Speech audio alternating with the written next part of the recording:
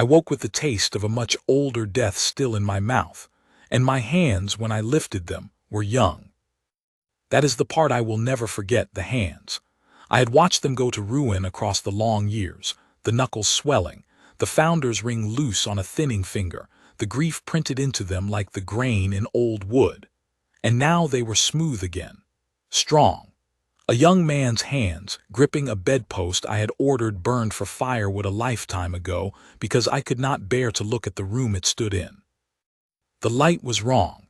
It came in low and gold from the east window, autumn light, the kind amber hold only wears for the 3 weeks the valley turns before the cold. I had died in the dark of a winter I do not like to name. There was no reason on earth for this light. Then far off and clear across the terraces, a horn sounded at the outer gate. 2 long notes and a short. The old signal, a party approaching under a peace token, come to be received. And I knew, the way you know a wound before you look down at it, exactly what day this was. It was the morning the Larkmore party came up the valley road with their poor alliance and their poorer dowry, and the girl they had sent to seal it. It was the morning I had let my grandmother seat that girl at the far end of the low table and take her measure and find her wanting. It was the first morning of the worst thing I ever did, which took the whole rest of my life to finish doing. Her name was Marin. I got out of the bed so fast I struck my shoulder on the post, and the pain was young too, sharp and quick and gone, and I stood in the middle of the floor breathing like a man pulled out of deep water. My reflection in the black window glass gave me back a face I had not owned in 40 years. No gray, no lines dug in by regret, a jaw I remembered being proud of. 26, I thought. I am 26 again, and the horn is sounding at the gate, and she is not yet dead. She is not yet dead. I had spent the second half of my first life learning what that sentence would be worth, and I would have crawled the length of the valley on my knees over broken stone to be allowed to say it, and have it be true. Now it was simply true, handed to me in the cold gold light like something I had done nothing to deserve, and I did not stop to ask who or what had given it. A man who has been drowning does not interrogate the rope. Not this time, I said out loud to the empty room, to the young hands, to the horn dying away over the terraces. My voice cracked on it. Not this time, not her. There was a knock, and before I could answer, the door opened the way it only ever opened for one person in Amberhold, and my grandmother came in. Severine, the dowager alpha dame of the Highmark line, keeper of the founding blood, the iron under the whole house. She was younger, too. I had forgotten she had ever been anything but old, but here she was with her back still straight as a spear haft and her hair only half silvered, and her eyes already busy, already counting. She had a way of entering a room as though she had built it, which in a sense she had. She had built me. She had spent 30 years building me into a blade she could aim, and on this very morning in the life I had already lived she had aimed me, and I had cut exactly where she pointed. "You heard the horn," she said. It was not a question. Nothing my grandmother said was ever a question.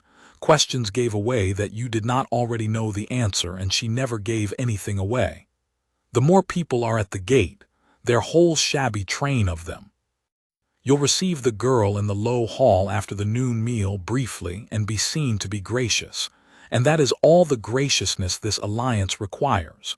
Wear the gray, not the black flatters you, and we do not want you flattered where these people can see it and get ideas. Once, the first time, I had nodded. I had worn the gray. I had received Marin in the low hall for the space of 100 heartbeats, and I had let my grandmother's voice in my ear tell me what I was looking at, and I had looked at the loveliest, gentlest, truest thing that would ever cross the threshold of my house, and I had let an old woman tell me she was a nobody, and I had believed her, because believing her was easier than the enormous, terrifying, world-remaking thing my own blood was trying to tell me under my ribs. Because I had felt it even then, the first time, the moment they led that girl in, wet from the road, dignified in a mended cloak, chin level though her hands were shaking with cold and fear. I had felt something in me that I had never felt for any of the polished daughters paraded up the valley for my inspection. A pull. A recognition. A warmth going out from the center of me toward her like heat toward an open door. My own wolf, the deep old animal that lives under an alpha's skin, had lifted its head and gone utterly still and certain in a way it had never once done, and it had known her, and I had been afraid of it, and I had let my grandmother name the fear nothing, and I had turned away. I would not turn away. "I'll receive her now," I said, "at the gate myself." Severine went very still. In 40 years I had learned every tool in that stillness, the pause before the correction, the measuring, the way she let silence do the first blow so her words could do the second. Once it had governed me. Now I stood inside it like a man standing in weather he has already survived. "You will do no such thing," she said pleasantly. "An alpha of the Highmark does not go down to the gate for a moor girl and a cart of turnips. You would shame the alliance by overpaying it." "Then I'll shame it." I was already reaching for the black she had forbidden, and pulling it around my shoulders, and the fastening was strange to my young fingers after all the years of the loose old rings, and I fumbled it, and I did not care.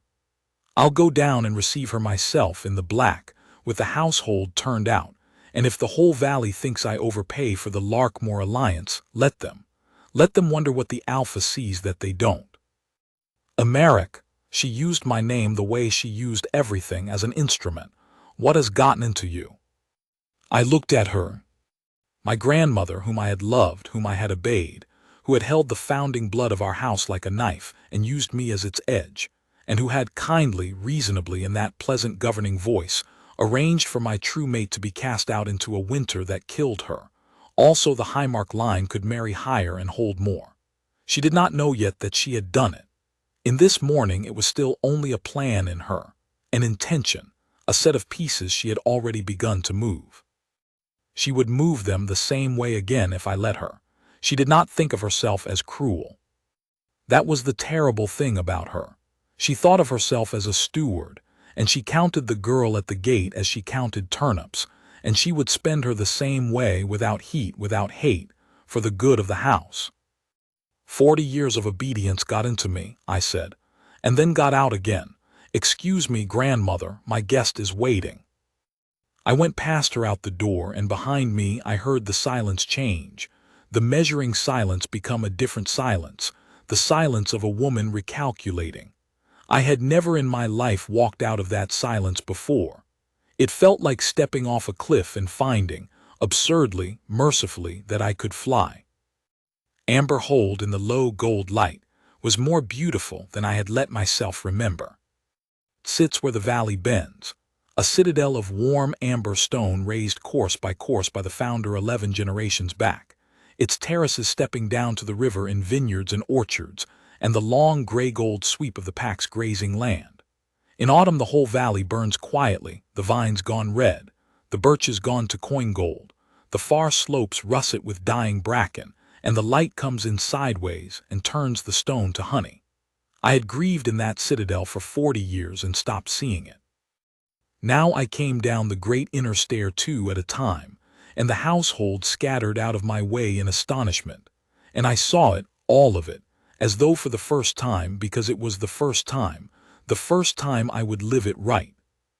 At the gate the Larkmoor party was drawn up in a huddle of tired ponies and a single ox cart, and perhaps a dozen more folk in their good clothes, which were poor clothes, standing in the vast shadow of my walls and trying to look as though they belonged.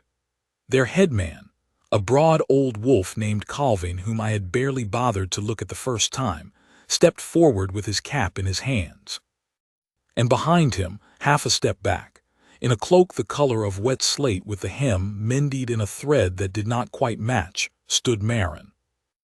I had forgotten. That was the cruelty of 40 years of remembering her. The remembering had worn the true thing smooth, had turned her into a grief-shaped ache with no face left in it. And now here was the face, and it undid me on the spot. She was not what my grandmother would have called beautiful, by which my grandmother meant the polished, expensive kind of beauty the rival packs sent up the valley like ambassadors. Marin was better than beautiful. She was true. She had a broad, gentle brow and a wide, clever mouth, and eyes the gray-brown of more water under cloud. And she stood in the shadow of a citadel that would spend the next weeks trying to break her with her chin level and her hands quiet, terrified and not showing it.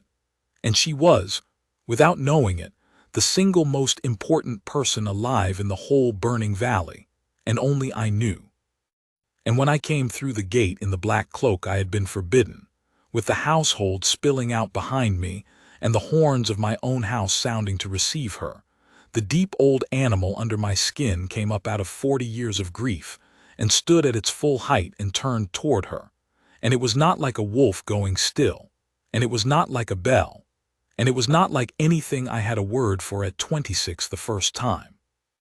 It was like warmth returning to a hand you had believed frozen past saving. It was like a man who has lived a long time in the dark being told, gently, that the sun has not in fact gone out. The grief in me, and I was made of grief. I had been made of nothing else for 40 years. The grief in me stood up and turned and became hope. She looked at me, and for one heartbeat something crossed her face, a flicker, a not quite knowing, as though somewhere far under the wet slate calm of her, she almost remembered a winter she had never lived. Then it was gone, and she dropped into the careful curtsy of a poor guest before a great alpha, and said, in a voice I had heard for the last time telling me not to grieve, "My lord." "You will not curtsy to me," I said, and I heard my own voice shake and did not care who heard it. I crossed the last of the distance between us, and I took her cold hand in both of mine, in front of her people and my household and the whole gold-burning valley, and I bowed over it. "Welcome to Amberhold, Marin of the Larkmoor. I have kept you waiting far too long." I felt the household go silent behind me, the way a room goes silent when a man does something that cannot be taken back. Good, I thought, let it never be taken back. She did not know what to do with me. Of course she didn't. In her world, an alpha of the Highmark did not come to the gate. An alpha of the Highmark did not take a Moor girl's hand in both of his and bow. An alpha of the Highmark did not have a voice that shook. She looked up at me from under the slate hood with those Moorwater eyes gone wide and wary. For wariness was the only armor her life had ever given her, and she had good reason, oh she had such good reason, to distrust warmth from a great house. And she said, very low so that only I could hear it, "My lord, I don't understand." "You don't have to," I said just as low. "Not yet. Only let me carry your welcome for you, since your welcome is my honor and none of my houses to withhold." I straightened, still holding her hand, and I lifted my voice so that all of Amberhold would hear it and no one could later pretend they had not. "This lady is my guest and under my protection while she is beneath my roof, and any wolf of the Highmark who does not treat her as they would treat me answers to me. Bring her people in from the cold. Stable their beasts as well as mine. And someone build up the fire in the east chamber, the good one, with the river view. She has come a long way through hard country, and she will be warm tonight if I have to carry the wood myself." I turned to lead her in, and I saw, up on the high terrace above the gate, small and straight against the gold light, my grandmother watching. She had come to see me obey her. She had come to see me receive the Moor girl coolly in the low hall after noon, in the gray, as she had ordered, as I had done the first time. Instead, she had watched me go down to the gate in the black and bow over the girl's hand, and set my protection over her before the whole house. I met her eyes across the distance. I did not look away, and I saw the thing happen in her that I had never once made happen in the whole of my first obedient life. I saw my grandmother realize she had lost control of the blade. She would spend the next weeks trying to get it back. I knew that. I knew her. She would not rage. Séverine never raged. Rage was a loss of stewardship. She would smile and adjust and move her pieces more carefully, and she would find the softer, quieter, more reasonable path to the same end. Because to her the end was not cruelty, the end was simply the good of the house, and the girl was simply a cost. That was what I was up against. Not a monster. Something worse and harder to fight, a wise old woman who loved her house and did not think of the girl at the gate as a person at all. Let her come, I thought, leading Marin in out of the cold with her small, cold hand in mine. I have died once already for underestimating what this house will do to keep its accounts. I will not underestimate it again. I got her warm. That was the whole of my ambition for the first day, and I met it. I got Marin of the Larkmoor warm and fed and safe under my roof, in the good east chamber with the river view and a fire built high, and I set 2 wolves I trusted at the end of her corridor, and I did not go to her, because she did not trust me yet and had no reason to, and I would not spend her wariness like coin, the way this house spent everything. But I could not sleep. I sat up in the room I had ordered burned in another life, and I made myself remember, deliberately, all of it, so that I would not soften and forget and let it happen again by inches. The first time it had happened slowly. That was how these things happened, slowly, reasonably, one small yielding at a time. My grandmother had received Marin coolly and named her a nobody, and I, feeling the pull and fearing it, had let the naming stand. The alliance had been sealed on paper as the poor little thing it was, and Marin had been kept at the edge of the household, tolerated, unwed, neither guest nor wife nor servant, in that cruel in-between where a great house keeps the people it has not decided whether to spend. And I cowered, obedient, afraid of the enormous thing in my own chest. I had let a better alliance be arranged over the top of hers. The Dunsett pack to the east, powerful, ambitious, sending up their polished daughter Ilsen to be Luna of the Highmark and bind 2 great packs into one. My grandmother had wanted it. The house had wanted it. It was, everyone agreed, so obviously the right and prudent match that only a fool or a boy in the grip of some unaccountable feeling would object, and I had not wanted to be a fool, and so I had said nothing, and I had let them clear Marin away to make room. And when they cleared her away into winter. There had been an accident, they said, a reasonable, regrettable accident. The Larkmoor alliance was to be quietly dissolved now that the Dunsett match was made. The more folk were to be sent home before the passes closed. And somehow, through a shuffling of duties and an old woman's careful word here and there, none of it traceable, none of it ever quite anyone's fault, Marin had been sent down the valley road late, in a small party, ill-provisioned, with the sky already gray with the first hard weather. And the weather had come down early that year and come down killing, and the small party had not reached the Larkmoor, and when the thaw uncovered them in the spring, my grandmother had grieved the correct amount at the correct volume and called it a tragedy of the passes. And I had been 3 months wed to Ilsen of Dunsett by then, and I had felt something tear loose in the center of me on a gray afternoon in the dead of that winter, a warmth going out like a snuffed lamp. And I had not understood it, and I had understood it later. Oh, I had understood it for 40 years. I had never loved Ilsen, and she had never loved me, and neither of us had deserved the loveless decades we were sentenced to for the good of the house. The Highmark had gotten its great alliance and its powerful marriage and its rot, because that is what a house is. When it spends its heart for its accounts, it holds more and more, and it is worth less and less, until an old man dies alone in a cold citadel he cannot stand to look at, holding hands gone to ruin, remembering a girl in a slate cloak whom he let be carried out into the snow because an old woman told him she was nothing and he was too much of a coward to know the truth of his own blood. That was the life I had lived. Sitting up in the burned room that was not burned, I made myself remember every inch of it, and then I said again, out loud, "Not this time," and I began to plan. I would not fight my grandmother with rage. Rage was her home ground. She had spent me on rage 100 times, my father's rage before me, generations of Highmark alphas rendered down into instruments by a family that knew exactly how to hold a hot wolf by his temper. I would fight her with the 2 things she could not counter, the truth and the founding blood. For here was the thing my grandmother did not know, the thing that had taken me 40 years and a whole death to learn. Marin was not a nobody. She was not a small poor moor girl with a shabby alliance. She was the true mate the bond itself had chosen for the alpha of the high mark, which meant, by the oldest law of our line, older than any council, older than my grandmother, old as the founder, she was the true Luna, and the founding blood of our house would know her. The bond does not misfire. The bond is not a feeling to be argued down.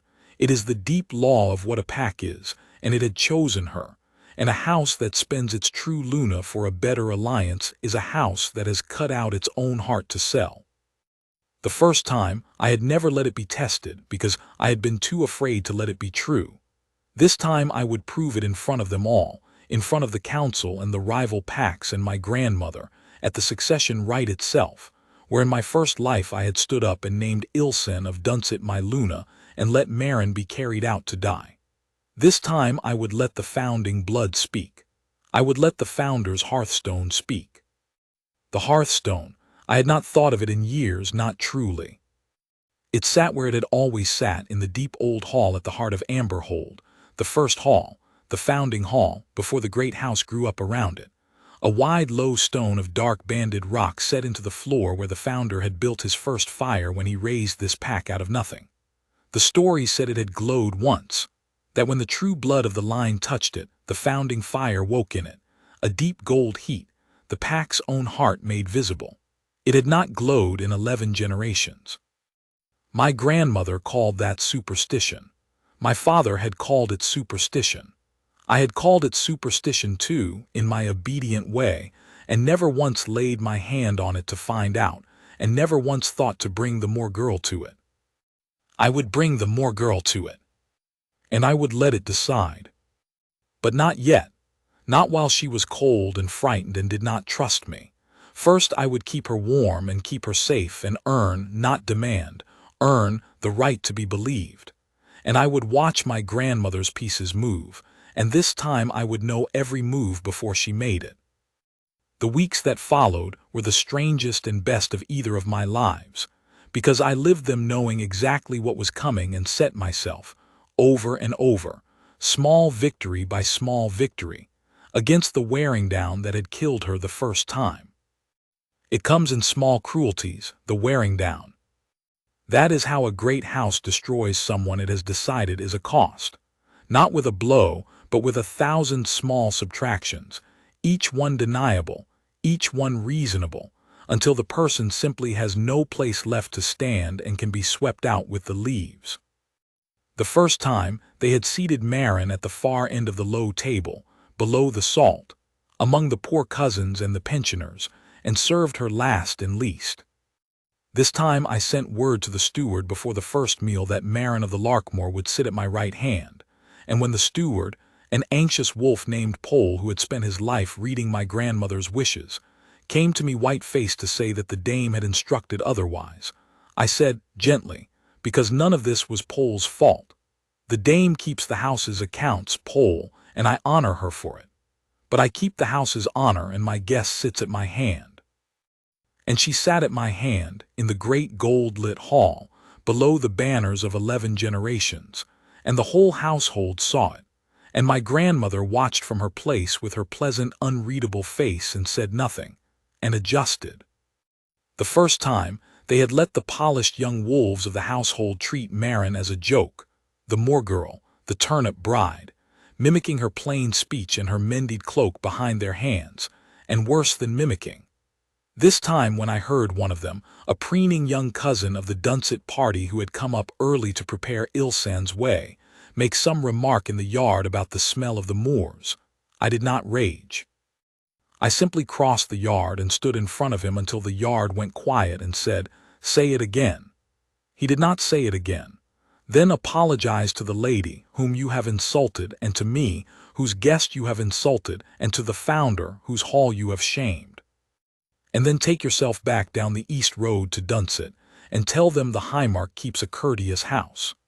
And he went, and word went out through the household and down the valley that the Alpha's guest was not to be mocked, and the mockery stopped, because in a pack, cruelty is mostly a thing wolves do when they are sure it is allowed, and I made very sure it was not allowed.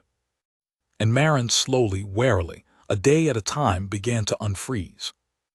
I did not push. I gave her the one thing her life had never given her, which was safety, and I let her decide what to do with it.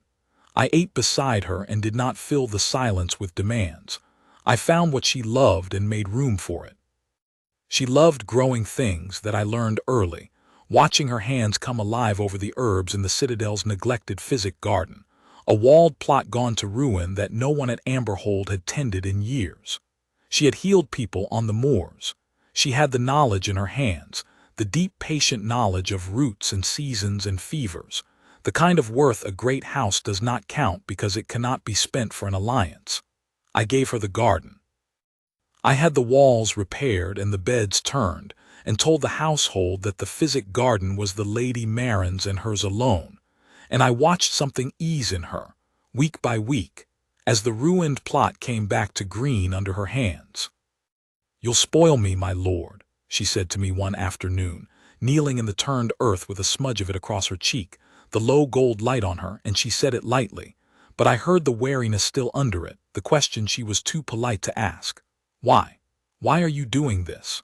What is the price in a great house of a warm room and a garden and a seat at your hand? Because in my experience there is always a price, and I would rather know it now than have it fall on me later." I wanted to tell her. God, I wanted to tell her everything. I lived this once, and I let you die, and I have been given back my life to keep you living, and the bond in me knew you at the gate the way it will know you across 100 lifetimes, and you are not a more girl. You are the true heart of my house, and I would burn every account in the ledger before I let them spend you again. I wanted to say all of it. But it was too much and too strange and would only frighten her, and she did not owe me her belief. I owed her the earning of it. So I said, "You're not being spoiled. You're being treated the way you should always have been treated, and if that feels strange, the strangeness is the house's fault and not yours." I knelt down in the dirt beside her, in my good black, which scandalized the household when they heard of it, and I picked up a trowel. "Show me how you do this. I've been an alpha my whole life, and I've never once made anything grow. I'd like to learn from someone who has." She looked at me for a long moment, the wariness and something else warring behind the Moorwater eyes. And then, slowly, she showed me. And we knelt in the physic garden in the gold light with the dirt on our hands, an alpha of the Highmark and a moor girl, and she taught me to set a root, and for the length of that hour I was not a man carrying the weight of 2 lives. I was only a man learning something gentle from the woman he loved, and it was the finest hour I had lived in either of them. I fell in love with her again. Of course I did. I had loved her across 40 years of grief for a woman I had barely known, and now I was given the knowing of her, and it was so much better and so much worse. Better because she was real, worse because now I had so much more to lose.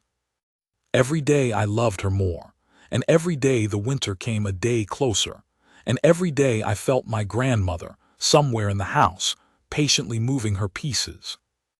And then one gray afternoon it stopped being a matter of small cruelties, because Ilsen of Dunsett arrived, and the great match came up the valley in earnest. The Dunsett party came the way a great match comes, with outriders and banners and gifts, 40 strong, filling the yard where the Larkmoor party had huddled with their single ox cart. And at the heart of it, in furs the color of new snow, sat Ilsen, whom I had been married to for a wretched lifetime and had wronged as badly, in my way, as I had wronged Marin.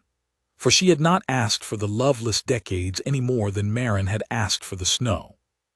She was a peace too, moved by her own great house into my cold hall, and if I had learned anything in 40 years, it was that the accounts spend every one.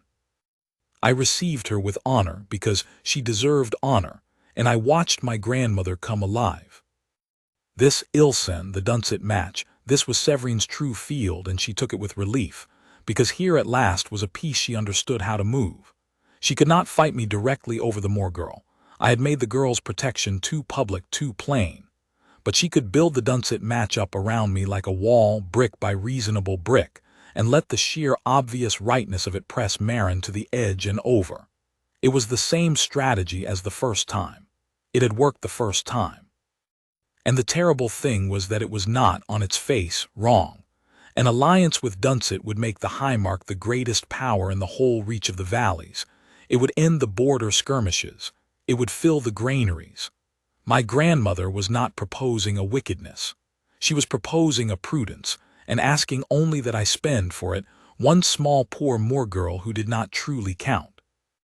"You've had your indulgence, Emmerich," she said to me that first night in her private solar with the fire low, in the pleasant, reasonable voice that had governed my whole first life. "The garden, the seat at your hand, it's been noticed, some of it has even been charming. But the Dunsett party is here now, and it is time to be a serious man and let the pleasant little interlude close as pleasant little interludes do. The girl will be provided for.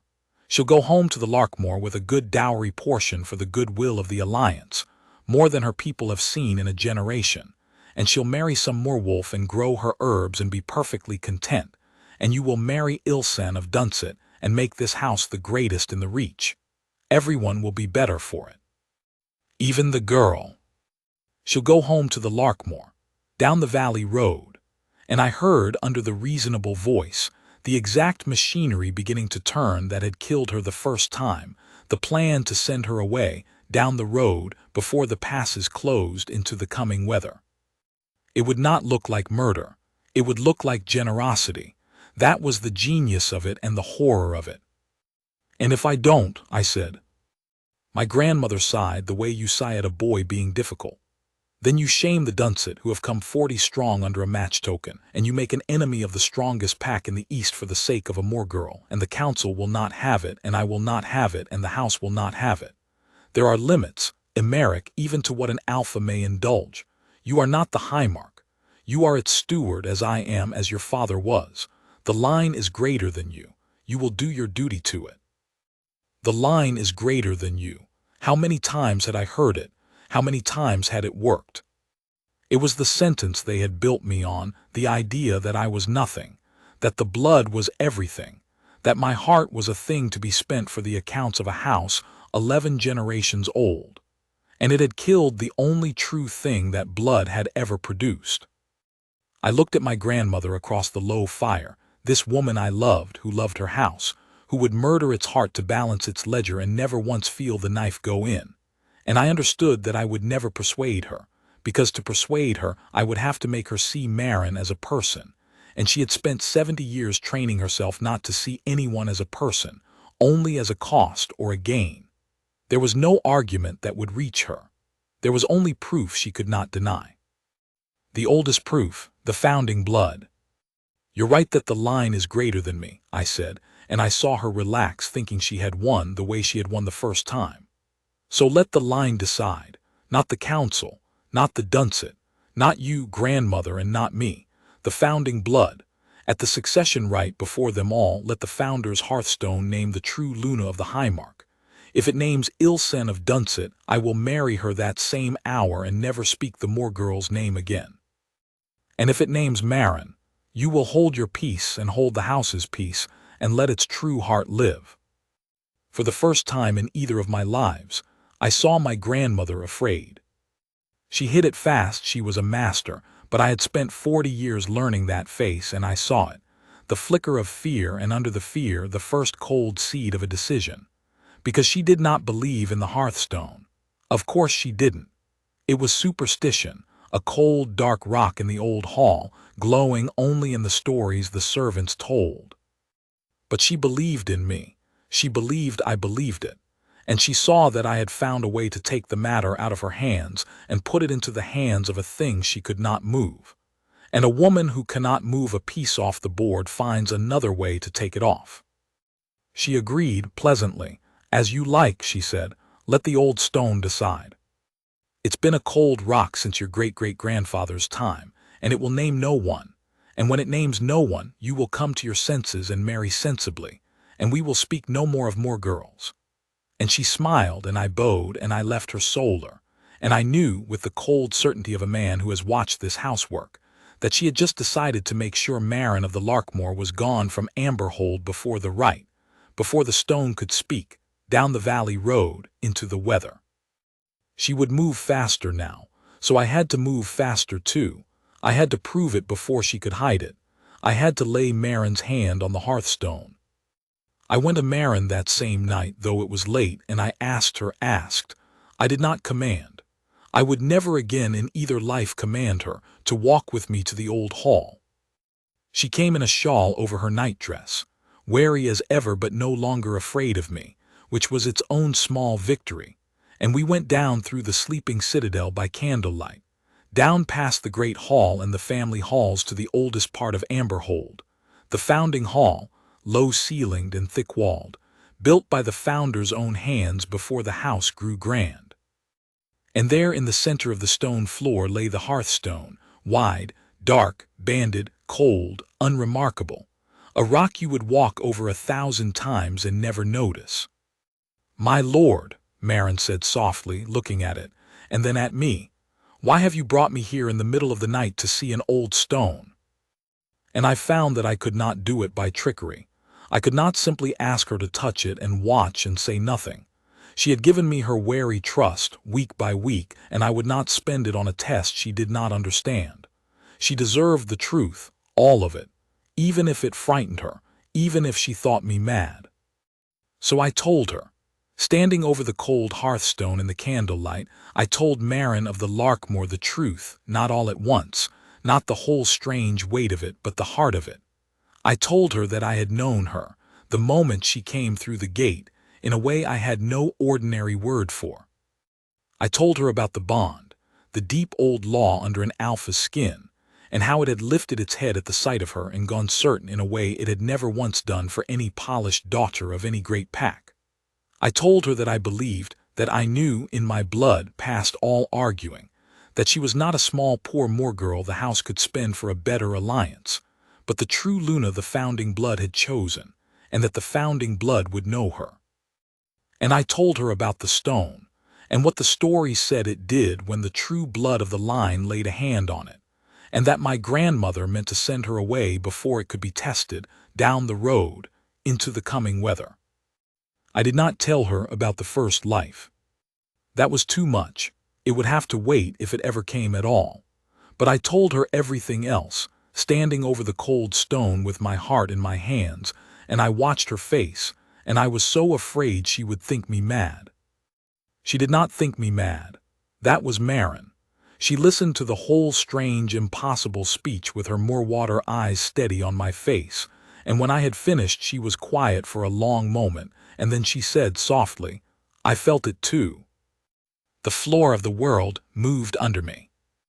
At the gate," she said, "when you took my hand, I felt, I don't have the word for it either, my lord. I thought I was cold and frightened and imagining kindness where there was none, because I have learned to be careful of kindness in great houses. But when you took my hand I felt like," she pressed her own hand flat against her breastbone, searching, like something in me that had been holding its breath for a long time let it out at last, like coming in from weather. I've felt it every day since and grown ashamed of it, and told myself I was a foolish moor-girl building castles out of an alpha's charity. But you felt it too." "I felt it too," I said, and my voice was not steady. "I have felt it since before I can tell you. Marin, I will not ask you to touch that stone. It is your hand and your choice, and if you would rather turn around and walk back up to your warm room and never think of this mad speech again, I will take you there and never speak of it and never let this house harm you regardless of any stone. The bond is not a chain. I would rather have you free and doubting than bound and certain.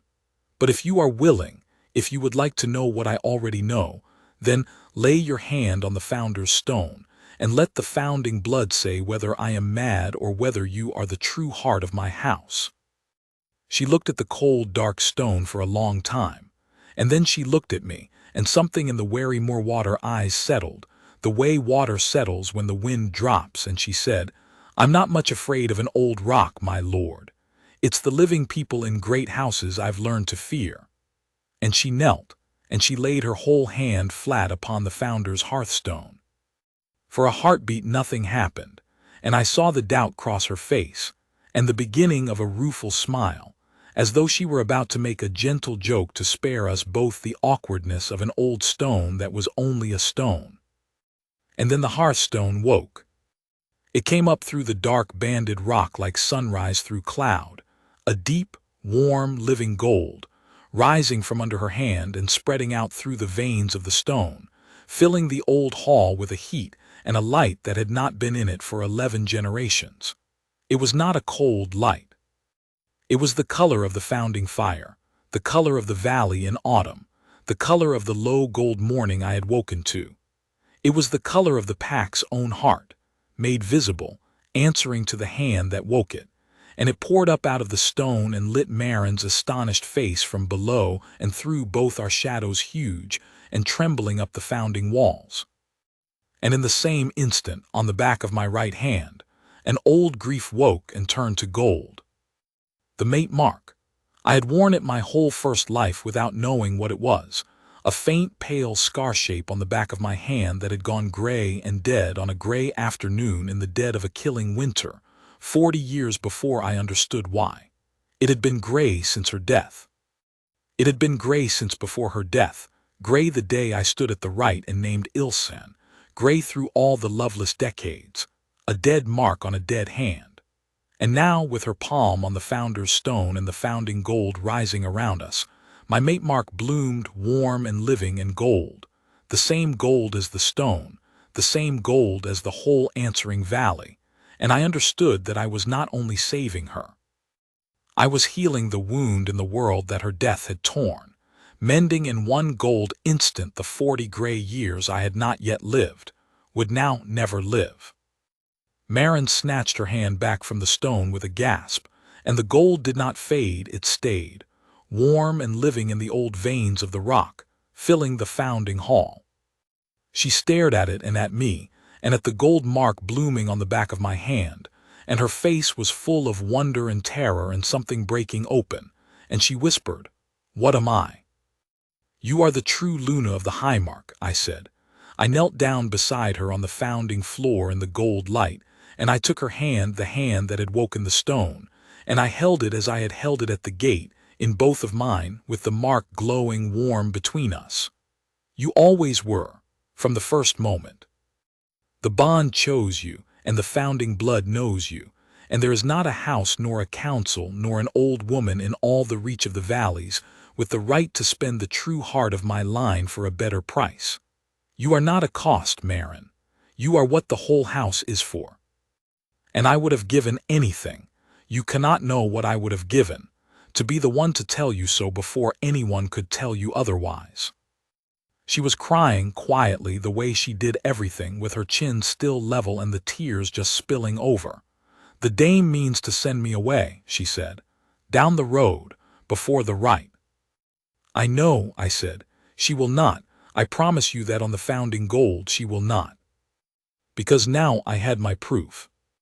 Now the stone had woken and the mark had bloomed, and there were witnesses I could bring, the 2 wolves at the end of her corridor, whom I had trusted enough to post there, and who had followed us down at a distance. Old Pole the steward, whom I had sent for in the last hour, and who stood now white-faced in the doorway of the founding hall staring at the gold. He had been told his whole life was only a story. My grandmother could hide a Moor girl down a road.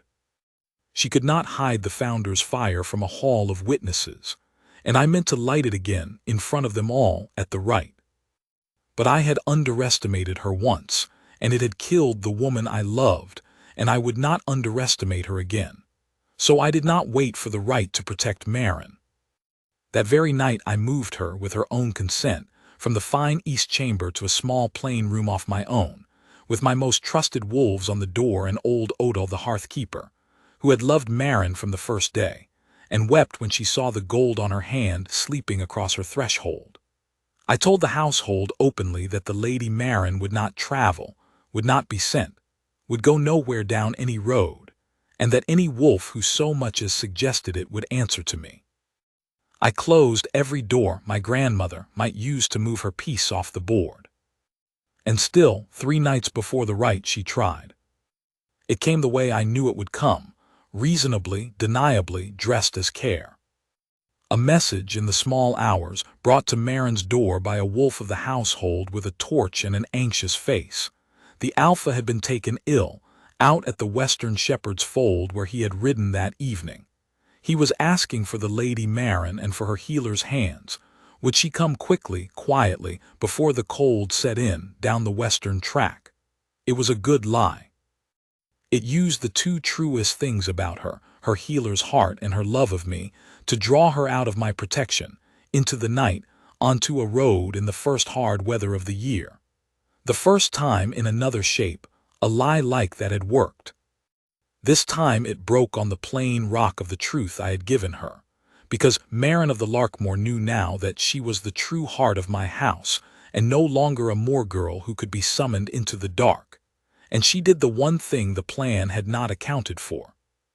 She woke Oda, and Oda woke my wolves, and my wolves came and woke me hale and asleep in my own bed, ridden nowhere, ill with nothing. And we caught the wolf with the torch before he could slip back into the household, and he broke, and named the hand that had sent him, and it was, of course, the hand I knew. Not my grandmother's hand.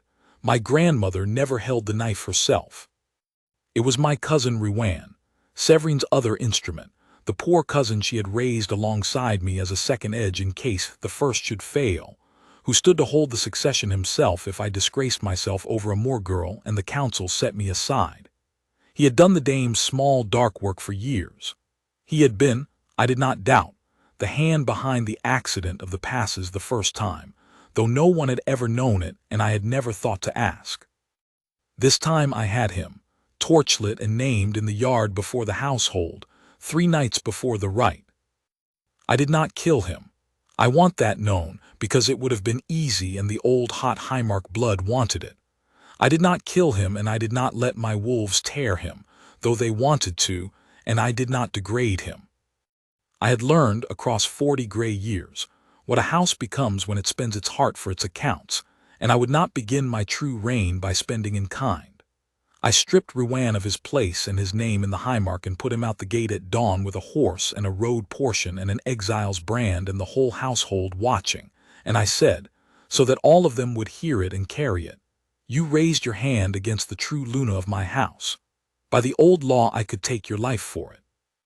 I take your name instead, and your place, and your welcome, in every hall of the Highmark from this dawn forward.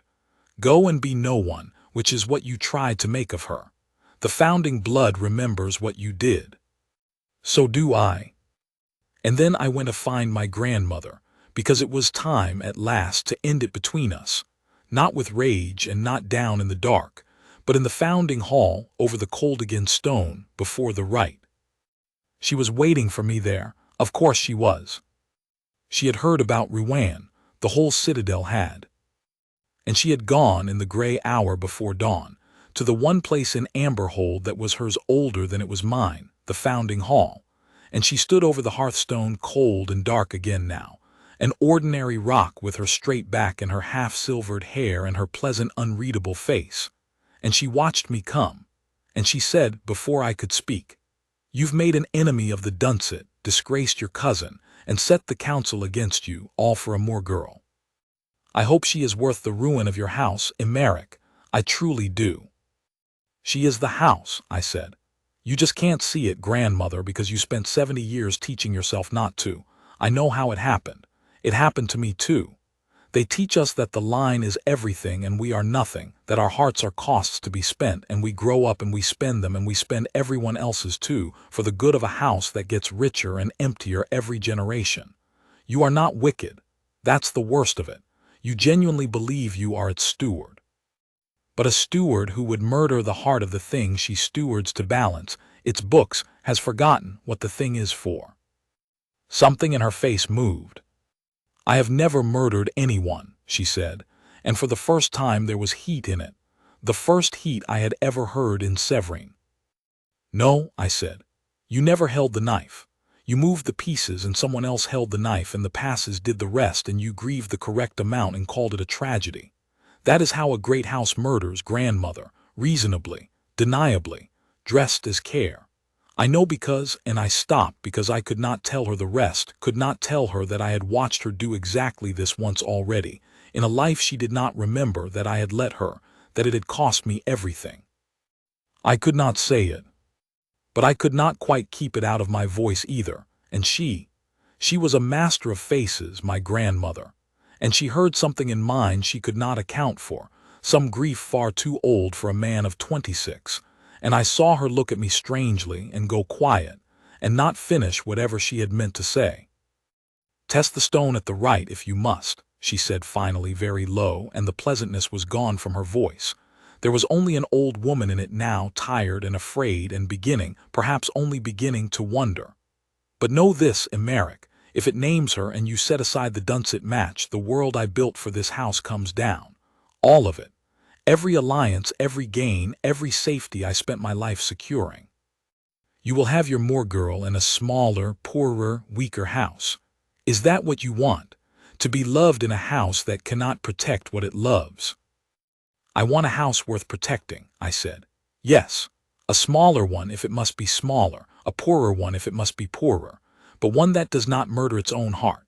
The founder raised this pack out of nothing, grandmother, with his own hands, and lit that fire with his own true blood, and I do not believe, I will never believe, that he did it so that 11 generations later an old woman could balance its ledger by spending its true Luna in the snow. Come to the right, watch the stone, and then decide, for once in your life, not what is prudent but what is true." I left her there in the gray hall over the cold stone, and I did not know, walking out, whether I had reached her at all. I thought perhaps I had not. I thought perhaps she was too old and too well built for reaching. But I had planted the one thing I had that she had never had a doubt, and I would have to trust the founding gold to do the rest. The succession right of the Highmark is held on the last gold day before the cold, the turning of the year, when the valley has burned down to its last red and gold, and the first gray weather stands waiting in the north. The whole pack gathers, and the allied packs, and the council in the great hall under the 11 banners, and the Alpha stands at the founding hall's threshold and names his Luna, and the line goes on. The first time on this very day, I had stood at that threshold and named Ilsen of Dunsett, and let Marin be carried out to die. This time I stood at the threshold in the black, with the founding gold mark warm on the back of my hand, and I looked out over the packed and gold-lit hall, the council in their chains of office, the Dunsett party in their new snow furs with Ilsen composed and pale among them, my grandmother in her place with her straight back and her unreadable face, the whole household, old Pole and old Odell and my trusted wolves, and Calvin and the poor folk of the Larkmoor who had brought a girl up the valley in an ox cart, and did not yet know what they had brought, and I did the thing I had been given a whole life over to do. "Wolves of the Highmark," I said, and the hall went still. "Allies of the Highmark, council of the founding line. You have come for the succession right, to hear me name the Luna of this house. I mean to name her, but not by my choosing, and not by the councils, and not by the dames, and not by the weight of any alliance. I mean to let the founding blood name her, as it named the very first Luna of this line, when the founder woke his fire in the stone with his own true hand. The founder's hearthstone has been cold for 11 generations. Today, before you all, I mean to let it speak. And I will hold to what it says, on my honor, on my life, on the founding gold, whatever it says." A murmur went through the hall, and I saw the Dunsett party stiffen, and I saw Ilsen's pale, composed face turn toward me with something in it I had never once seen there in 40 years of loveless marriage. Hope. She did not want me. She had never wanted me. She had been a piece too, and if the stone could unmake the match that would sentence us both, she wanted it unmade as badly as I did. Our eyes met across the hall, and I gave her the smallest nod, and I saw her understand, and I saw her, bless her, brave girl, braver than I had ever known her, I saw her decide to help. "I would ask the Lady Ilsen of Dunsett to touch the stone first," I said, "so that no one may say I did not give the great match its honest chance. Lady." She came forward through the parting crowd, straight-backed and pale in her furs, and she knelt at the founder's hearthstone in front of them all, and she laid her hand upon it. And nothing happened. The stone stayed cold and dark under her hand, an ordinary rock, and she held her hand there long enough that no one could say she had not truly tried. And then she rose, and she did the bravest thing. She turned to the hall and to her own scowling Dunsett kin, and she said, clear and steady, "The stone does not know me. I am not the Luna of this house, and I never was, and I will not be married into a line whose own founding blood does not want me. Let the Dunsett keep its honor and its daughter both. Show us the one the stone does know." I could have kissed her hands for it. Instead, I bowed to her deeply, the honor she was owed, and I turned to the threshold and I called Marin. She came through the gold-lit hall in a plain gown. She had refused the fine ones. She said she would meet the founding blood as what she was, a Moor girl or not at all. And I loved her the more for it, and the whole hall watched the turnip bride, the Moor girl, the joke of the household, walk to the founder's stone with her chin level and her hands quiet. And I saw the scorn on some of the fine faces, the scorn that had killed her the first time, and I thought, watch, watch all of you. Watch what you nearly spent. She knelt at the hearthstone. She looked up at me once, one look, wary and trusting both, the whole of her in it, and I nodded, and she laid her hand on the founding stone. And the founding fire woke. It came up gold through the dark banded rock as it had in the small hours, but greater now, a rising warmth and light that poured up out of the stone and filled the great hall to the 11 banners, the color of the founding fire, the color of the burning autumn valley, the color of a house's own heart made visible and answering her, rising to her hand, naming her before them all in a language older than the council and the alliances and my grandmother, and every ledger the house had ever kept. And on the back of my right hand the gold mark blazed up to match it, and the whole hall saw it, the Alpha's mate mark blooming gold in the founding light, and there was no argument left to make, no prudence that could speak over it, no price that could be set against it. The founding blood had named its Luna, and its Luna knelt in a plain gown with a Moor girl's quiet hands, lit gold from below, weeping and level-chinned, and I crossed the founding threshold in front of them all and knelt down beside her in the gold and took her hand. "The stone has named her," I said, though I hardly needed to. The whole hall was on its knees now, wolf by wolf, the household and the council and even the Dunsett, going down before the founding fire and the Luna it had named, the way the old stories said a pack goes down before its true heart.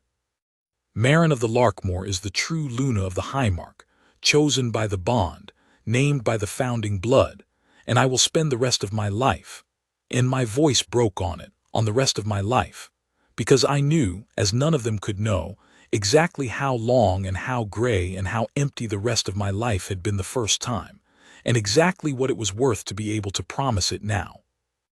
I will spend the rest of my life being worthy of what the founding blood has known since, before I had the courage to know it myself. I did not lift her up. That is not how I did it, and I want it remembered. I did not sweep her up or claim her or cover her with my cloak as though she were a thing I had won. I knelt down to her in the gold on the founding floor, and I stayed kneeling, an Alpha of the Highmark on his knees before a Moor girl, and I asked, in front of them all, whether she would have me, and this house, and this hard gold valley, knowing everything it had nearly done to her, whether she would be its Luna and its heart and mend the thing in it that 11 generations of ledgers had broken. I gave her, at the last, the choice I had never given her the first time. I let it be hers. And Marin of the Larkmoor looked at me kneeling in the founding gold, and she looked out at the whole great house on its knees before her, and she was quiet for a long moment, gathering herself in that steady Moorwater way, and then she said, "I'll have you, Emeric. And I'll have your hard gold valley, and I'll mend what I can of it. But I'll tell you the price, since great houses always have a price, and I've learned to name it out loud." A murmur. A few of the fine faces flinched, thinking she meant gold or land. "The price is this," Marin said. "No more spending of hearts for the good of the house. Not mine, not yours, not any more girls or poor cousins or bartered daughters who comes up this valley road frightened and cold and told she doesn't count.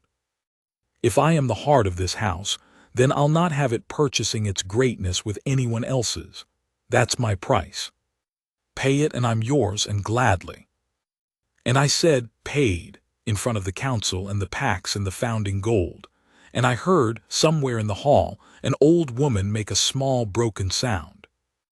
My grandmother came forward through the kneeling hall, slowly, her straight back not quite so straight now in the founding light, and I braced for the last of it, for some cold final maneuver, some pleasant reasonable poison, because I had learned never to underestimate her. But that was the old Severine, the Severine of the first life, who never came to any founding hall to be reached. This one had come to the right. This one had watched the stone.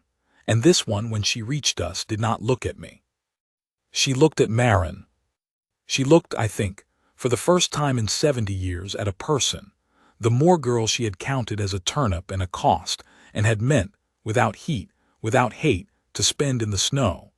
And she saw her lit gold by the founding fire of the house Severine had loved above her own soul, named its true heart by the very blood Severine had made her whole life's religion. And my grandmother, the iron under the house, the keeper of the founding blood, went down onto her knees before Marin of the Larkmoor, and she said, in a voice with all the pleasant governance gone out of it, an old woman's cracked and naked voice, "I would have spent you. Founder, forgive me. I looked at you and I saw a cost, and I would have spent you for the good of the house. And the house," she looked at the gold pouring up out of the stone she had called a superstition her whole life, "the house has just told me what I am. Forgive an old woman who forgot what she was steward of. I never knew, child. I swear before the founding fire I never knew." I do not know if Marin forgave her that day. It was not mine to ask her to. But I saw Marin reach out and take the old woman's hand, the hand that had moved the pieces that killed her, in a life neither of them remembered, and hold it in the gold and say only gently, "Then be its steward properly now. There's a whole house here that's forgotten what it's for. It'll take more than one old woman to remember it. But you can start." The founding gold held in the stone until the last of the pack had risen and the rite was done, and then it settled, slow and warm, back down into the dark banded rock, not cold now, not dead, but banked, the way a good hearth fire banks ready. It has woken every year since at the turning when Marin lays her hand on it. But that first evening it faded gently down into the stone, and the great hall emptied of its wonder, and the packs went to their feasting, and I took my Luna out of the founding hall into the last of the gold day. We stood on the high terrace above the gate, where my grandmother had watched me lose control of her blade on the first morning, and we looked north, up the valley, to where the gray weather stood waiting.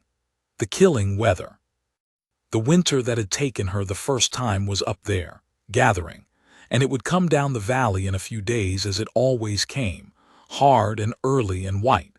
But it would come this year to an amber hold with its true Luna warm at its heart, and it would find nothing to kill.